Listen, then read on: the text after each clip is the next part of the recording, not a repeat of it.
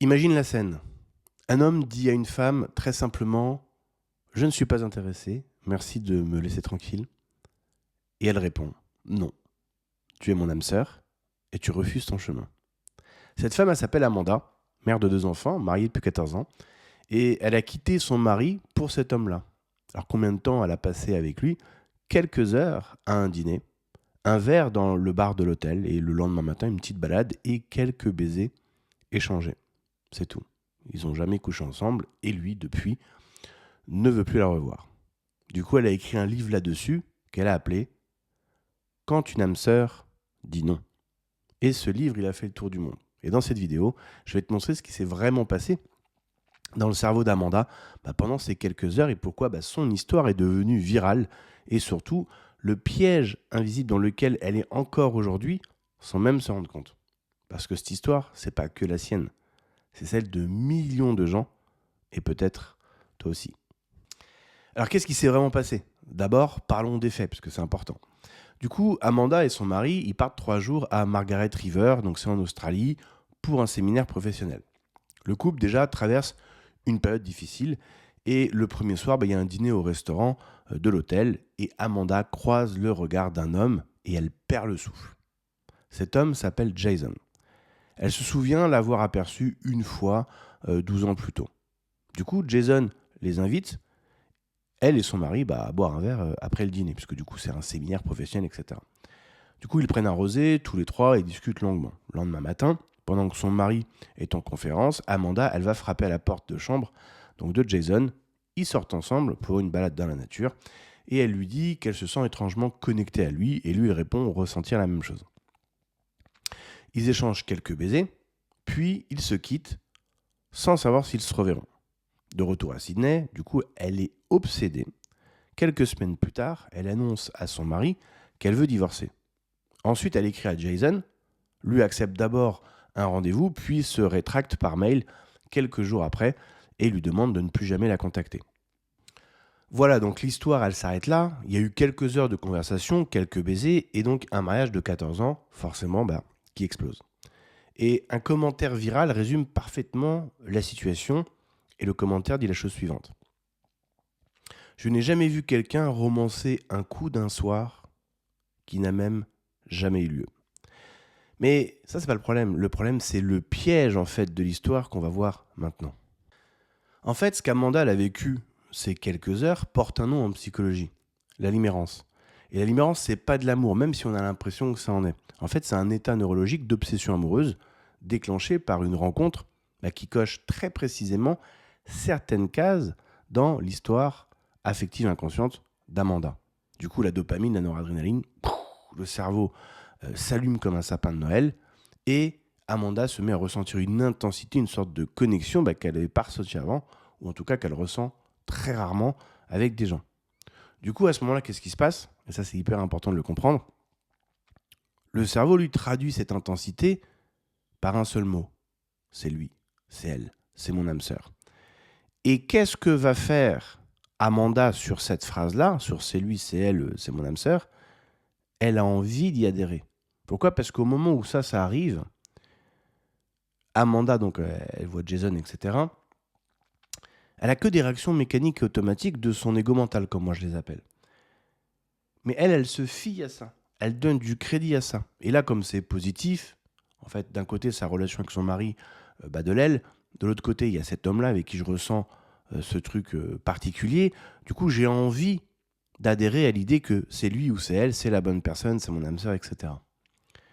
Donc il y a une envie d'adhérer au message entendu intérieurement, et ce message dépend de tous les signaux qui ont été captés par le cerveau, puisque finalement ce Jason est une unité d'information, on pourrait dire ça comme ça. Son regard, sa posture, son physique, ce qu'il dégage, son aura, etc. Tout ça, c'est de l'information qui va être captée par le cerveau, qui lui va le traduire en fait. Et ça, on le sait, le cerveau, il passe son temps à analyser tous les signaux qui y a autour de nous pour nous créer un sentiment de réalité ou pour interpréter la réalité. Le problème, c'est que je rencontre Jason, je ressens quelque chose d'intense, donc c'est la bonne personne. C'est un raisonnement qui paraît vrai, mais c'est faux. En fait, cette intensité, C'est pas la preuve d'une connexion d'âme ou d'une connexion particulière ou que c'est la bonne personne avec qui ça va bien se passer. La preuve, c'est qu'il l'a ghosté.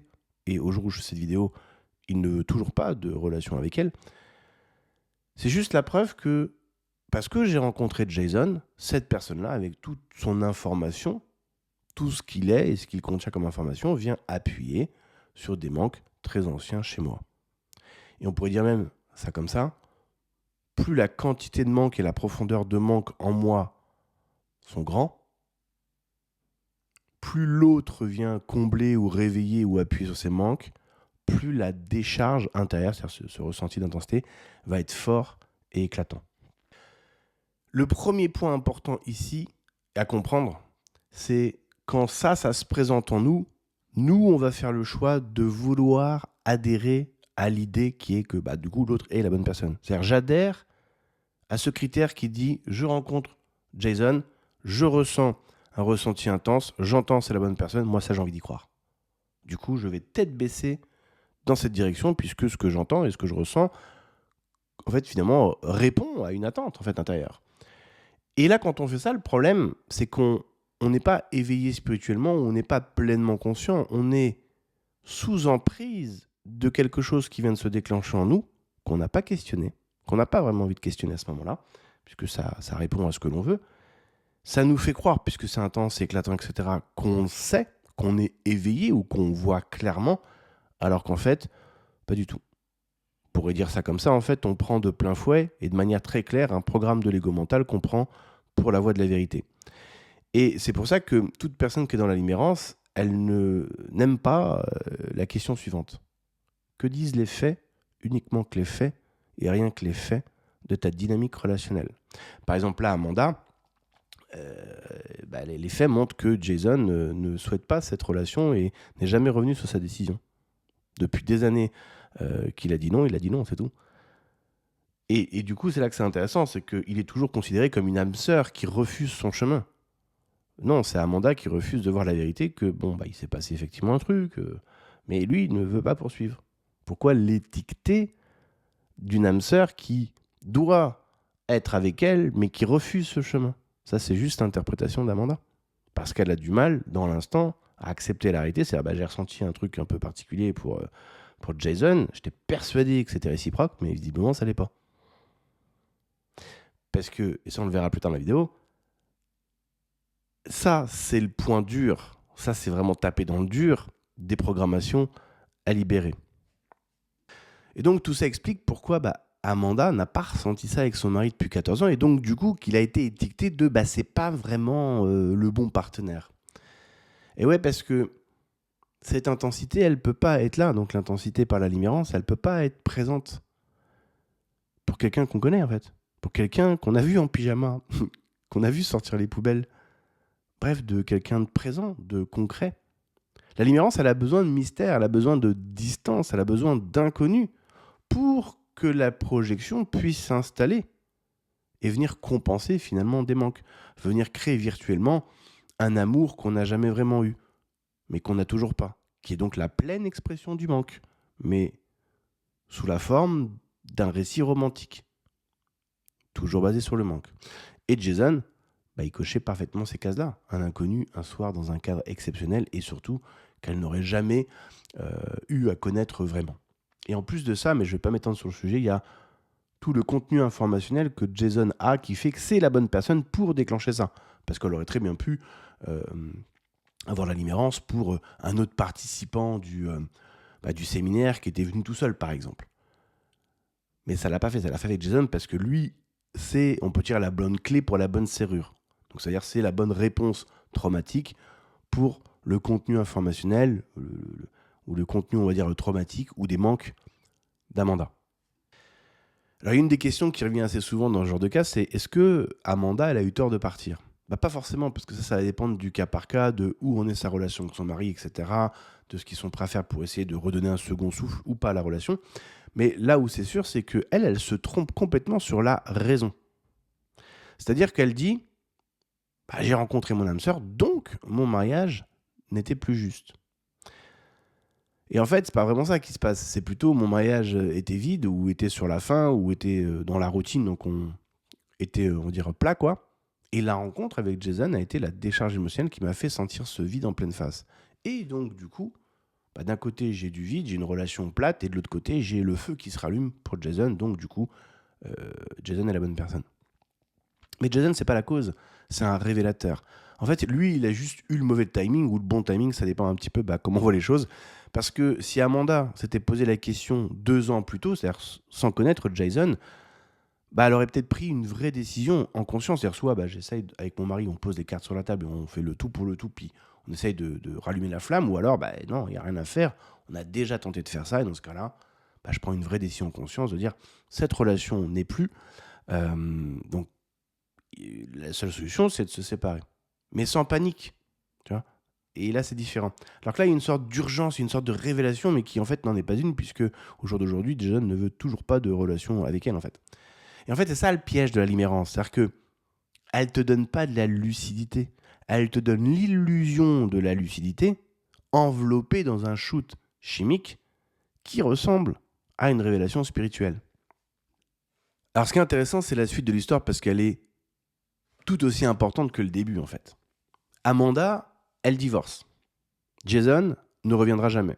Elle se retrouve seule avec 2 enfants à élever et donc la sensation d'avoir tout brûlé pour rien. Plusieurs années plus tard, elle écrit donc son fameux livre et elle s'en sort, mais vraiment. Donc elle entretient une bonne relation avec son ex-mari, ses filles vont bien et elle a monté donc un cabinet de coaching où elle aide d'autres femmes à se réinventer. Et elle se dit heureuse avec tous ses choix.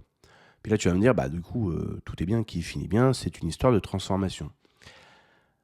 Oui, partiellement, mais pas complètement. Parce qu'il y a un petit détail qui tique. Son livre s'appelle toujours « Quand une âme sœur dit non ». Le titre n'a pas changé par exemple, quand j'ai confondu la limérance avec l'amour. Des années après les faits, Amanda parle encore de Jason comme de son âme sœur qui, lui, aurait refusé son chemin. Donc elle a effectivement guéri le chagrin et tout un tas de choses qui fait qu'elle se sent mieux maintenant, mais elle n'a toujours pas déconstruit la projection qui provient uniquement d'elle-même. Et ça, c'est un mécanisme de défense qui est hyper élégant parce qu'il lui permet de faire 3 choses simultanément. Alors la première chose, c'est garder une raison valable d'avoir tout quitté. Parce que vu que Jason est son âme sœur, alors elle n'a pas détruit 14 ans de sa vie pour rien. Le mythe doit tenir. Sinon, le sacrifice, il n'a pas de sens. La deuxième chose, c'est que ça lui permet d'externaliser l'échec. Parce que c'est pas elle qui s'est trompée, c'est lui qui a refusé. Donc la faute reste chez l'autre. Et elle, finalement, elle se relève d'une situation, on va dire, traumatisante ou d'un énorme chagrin qu'elle n'a pas voulu, mais qu'elle subit à cause de l'autre qui ne veut pas donc venir suivre son chemin d'âme. Et elle se relève de ça.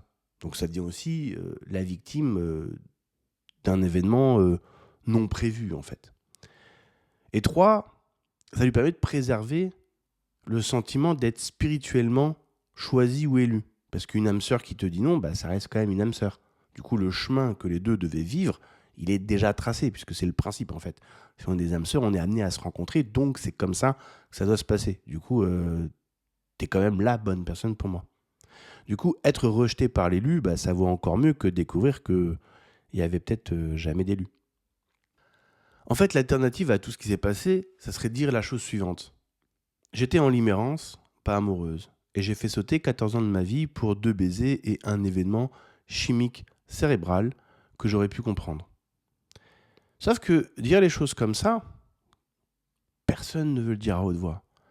Et c'est intéressant parce que on parle d'éveil spirituel, on parle de travail sur soi, et on a vraiment du mal à parler des mécanismes, on a vraiment du mal à s'avouer à soi-même, j'ai rencontré X dans la rue, j'ai entendu ça ou ressenti ça en moi, suite à ce que j'ai entendu ou ressenti moi, j'ai fait le choix d'adhérer ou de refuser ou de bloquer, bref, le message intérieur, et donc du coup, derrière j'ai fait tel ou tel choix qui m'a amené à faire un autre choix, qui m'a amené à faire un autre choix, puis un autre choix, puis du coup, ça m'est arrivé, ça m'a amené à cette destination, et du coup, cette destination, elle correspond à ce que je veux ou pas ? Est-ce que c'est ça que je veux manger à midi, en fait ? Et si la réponse c'est non, du coup, je veux manger quoi ? Et puis je fais d'autres choix qui m'amènent ailleurs. Ou si c'est ce que je veux, nickel, quoi. On a vraiment du mal avec ça. Et c'est pour ça qu'on va préférer écrire un livre où on va raconter que du coup nous on était sur le bon chemin, mais que c'est l'autre qui veut pas, donc moi en fait bah du coup je vis un chagrin puisque l'autre partie de mon âme ou mon âme sœur ne veut pas alors que c'était écrit, c'était prévu, parce que c'est ça que ça veut dire en fait quand on parle d'âme sœur, c'est l'autre personne qui m'est destinée, et donc du coup moi je me suis relevé d'une situation qui m'est tombée dessus, que je subis, et je suis donc mon propre sauveur en fait d'une situation que je n'ai pas demandé. Alors qu'en fait, bah, dans comment ça s'est passé, c'est pas ça du tout. C'est j'ai rencontré un homme, quelque chose en moi dû à ma programmation passée s'est réveillé, je subis ça, et les conséquences qui vont derrière, parce qu'à un moment donné, j'ai décidé de croire que c'était vrai. Et puis j'ai tenté l'affaire, puis il se trouve que les faits, rien que les faits, uniquement que les faits, montrent que bah, Jason, bah, il veut pas en fait, et il a jamais voulu en fait. Et donc il ne s'est jamais rien passé. Mais ça, c'est la vérité brute de la réalité terrain. Et la question, c'est, quand on parle d'éveil spirituel, de travail sur soi, est-ce qu'on est capable d'être bien avec la réalité? C'est pour ça qu'on parle d'être présent, d'être dans l'acceptation, parce que là, la personne, quand même elle a fait un travail sur elle, à partir du moment où elle continue de nommer Jason comme étant l'âme sœur qui a dit non, elle est dans une forme de déni de la réalité. Parce que c'est sa propre interprétation de cette dynamique relationnelle qu'elle a envie de croire que l'autre est sa destinée, mais que l'autre refuse. Parce que c'est sa manière à elle de justifier comment c'est possible qu'on ne soit pas ensemble. Parce qu'il y a un certain nombre de choses qu'il faut encore guérir, en fait, tout simplement. Parce que quand on est dans l'acceptation même de la chose, c'est-à-dire que Jason soit vraiment une âme sœur ou pas, en fait, on s'en fout, c'est pas le problème. Ça devient intéressant de savoir si ça l'est ou pas, ou de s'accrocher à l'idée quand on a besoin de ça pour justifier quelque chose. Mais sinon, je lui dis simplement, bah écoute, même si c'est mon âme sœur, tout le monde est libre. Tout le monde est libre d'accepter ou de refuser. Et lui n'a pas voulu. Voilà. Eh ben c'est la life. Mais en général, c'est pas trop le discours qu'on a. Ça, c'est ce qu'on a une fois qu'on a guéri. On dit, bah écoute, peut-être que l'autre partie de mon âme, je sais pas, hein, mais visiblement, c'est pas le moment. Suivant. C'est aussi simple que ça. C'est aussi simple que tu veux t'acheter un pain au chocolat, t'as grave la dalle et ta boulangerie elle est fermée. Il y a peu de chances que tu ailles chez Decathlon t'acheter une corde pour la pendaison, tu vois. Tu vas dire, bah, c'est pas grave, je trouve une autre boulangerie. Hein. Et puis s'il n'y a pas de boulangerie dans ton quartier, tu dis, bah, c'est pas grave, je mangerai un pain au chocolat un autre jour. Là, tu vas pas nous faire une dépression ou une lunaire de l'âme parce que t'as pas ton pain au chocolat, parce que ça aurait été cool, mais ça l'est pas, il est pas là. C'est pas grave, next, suivant. Mais quand il s'agit d'amour, on a du mal à en arriver à ce point-là. Mais ça, c'est là où on arrive une fois qu'on a travaillé sur soi, en fait. Alors justement, maintenant, parlons un petit peu de Jason. Parce que tout le monde l'a un petit peu oublié, lui, dans cette histoire, hein, mine de rien, mine de crayon. Jason, lui, dans l'histoire, il n'a jamais rien fait de quoi que ce soit de pathologique. Hein. Il a eu une conversation forte avec quelqu'un, il a embrassé cette personne-là le lendemain matin, et quand elle l'a recontacté pour aller plus loin, lui, il a réfléchi, puis finalement, il a dit non. Un simple comportement d'adulte tout à fait normal. La grande majorité des gens qui vivent un moment intense ne quittent pas leur vie pour autant. Parce qu'ils savent que l'intensité, elle passe. Et du coup, lui, il se retrouve, sans son accord finalement, personnage central d'un mémoire mondial, étiqueté comme celui qui a failli à un devoir cosmique que le mec, il a jamais signé, hein, pour 2 baisers. Et une petite balade dans la nature. Et en fait, c'est ça le vrai piège de la projection. Parce que la personne en face, donc Jason, devient responsable d'un contenu psychique qui n'est pas le sien. C'est juste Amanda, dans sa tête elle-même, qui choisit de mettre des rôles à l'un et à l'autre, mais personne ne lui a rien demandé en fait. Et en fait, on retrouve cette même logique dans toutes les fixations affectives à sens unique. Oui, mais on avait une connexion. Ou dans le « tu es ma flamme jumelle, donc tu me dois quelque chose ». La limérance, c'est pas seulement autodestructrice, elle fait des victimes collatérales. Parce que Amanda, alors que ça fait des années qu'elle écrit son bouquin, etc., et qu'elle a fait son centre de coaching, elle continue de croire et de penser que lui est son âme sœur et que c'est lui qui a refusé le rôle. Non, c'est toi qui refuses de voir la réalité que lui ne veut pas ce que toi tu veux avec lui. Ça s'arrête là. Donc, ce qui veut dire qu'on est encore dans le déni de la réalité, en fait. Et c'est là qu'on touche à une violence structurelle du mythe de l'âme sœur ou de la flamme jumelle, etc. C'est que ce mythe, il n'autorise jamais l'autre à simplement ne pas vouloir. Chaque non devient un test, une peur, un karma, un refus de destinée. la personne en face, donc là en l'occurrence Jason, n'a même pas le droit d'être juste un humain qui est pas intéressé, quoi. Le gars, c'est pas possible, quoi. Heureusement, il est pas allé en prison pour ça, mais c'est flippant, en fait. Ça montre à quel point, en fait, on est persuadé que le scénario qu'on a dans la tête nous dit la vérité. Et ce qui est hyper intéressant, c'est qu'Ed Cartel, il en parle dans Le pouvoir du moment présent, il dit, alors je sais plus s'il dit ça exactement comme ça, mais il dit, si c'est pas le problème le plus grand de l'être humain, il dit c'est un des problèmes les plus grands, c'est qu'on s'identifie à la pensée, à l'émotion, on prend pour argent comptant ce qu'on entend, pour vrai en fait. Mais si tu savais à combien de fois par jour le cerveau te raconte de la merde, t'imagines même pas, c'est un truc de fou. C'est un truc de fou. Du coup, Jason, lui, il avait juste le droit de dire bah merci, je suis pas intéressé, mais ce serait cool de me laisser tranquille. Et Amanda, elle a répondu bah non, t'es mon âme sœur, c'est toi qui refuses le chemin. Donc c'est complètement asymétrique en fait. Et c'est là tout le problème. Parce que il y a un refus catégorique